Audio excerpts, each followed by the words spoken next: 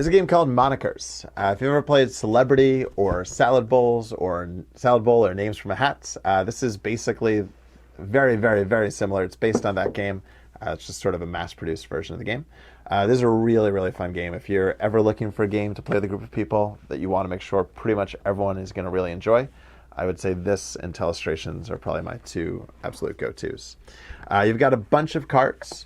You're going to want to play with about 40 or 50. What the game recommends is you take 10 cards, deal them to each player. If you've got 10 people there, everyone chooses 5 cards that they're going to keep. Those are going to go into a pile of cards in the middle. Get rid of the rest. Each of these cards has on it something different that you're going to be trying to get people to guess. Could be the Boogeyman. It could be Miss Pac-Man. It could be Donald Trump's hands. So whatever it is you're trying to get people to guess, you're going to get points based on how hard they think it is for you to get people to guess that, or how obscure they think that thing is. Something can be worth as few points as 1. It could be worth as many points as 4. For 4, we've got Baby Einstein, which is the German theoretical physicist and Nobel Prize winner as an infant. So what's going to happen is you've got all these cards. You've got a deck full of cards. You're going to divide into 2 teams. Somebody on one team is going to go first, and they're going to give clues to their teammates, trying to get them to guess who's on their card. So you start off, you get your first card, it's Gallagher. When you're given a clue, you can say anything except for Gallagher. So Gallagher is a stand-up who used to smash a watermelon famously. So what you could say is stand-up comedian who used to smash watermelon with a mallet. You give clues, you say whatever you want. Whenever people guess it, you put it in a pile for things they got right. At the end of the round, that's going to be worth a point. If you're giving clues and nobody can figure out what you're doing, you can always pass and go put it at the bottom and go on to the next card. The other thing you can do is if you don't know who Gallagher is, there's a bunch of text on the card. You can just read that text out loud, and then people can use that text to guess who's on the card. The problem with the text is that it's intentionally cumbersome. So it's going to be a longer, slower process to read the text on the card and have your team decipher what you're trying to say than to just give a clue outright if you actually know who the person is. So on your turn, you give a clue. If they get it right, you mark it in the pile for points, and you go on to the next card.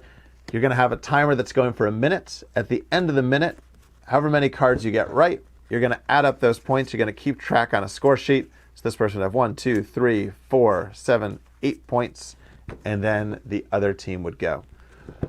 You're going to go back and forth. Each turn, the team is going to rotate who is their person on their team giving clues.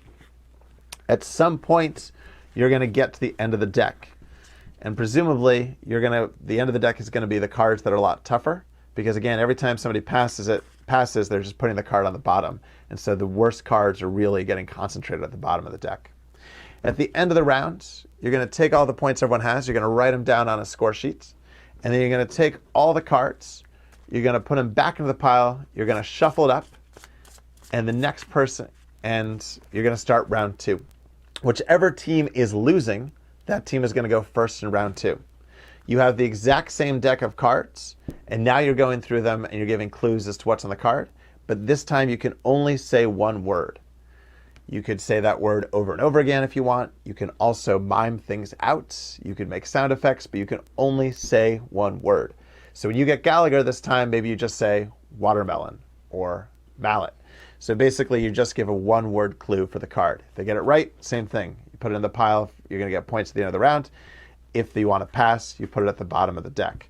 Keep on going until all the cards are done. Tally up your points. Then you take all the cards and put them back in the deck for round 3.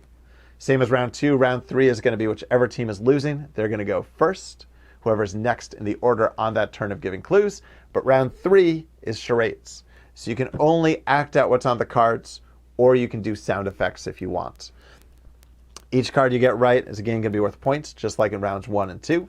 And then at the end of the game, whoever has the most points wins.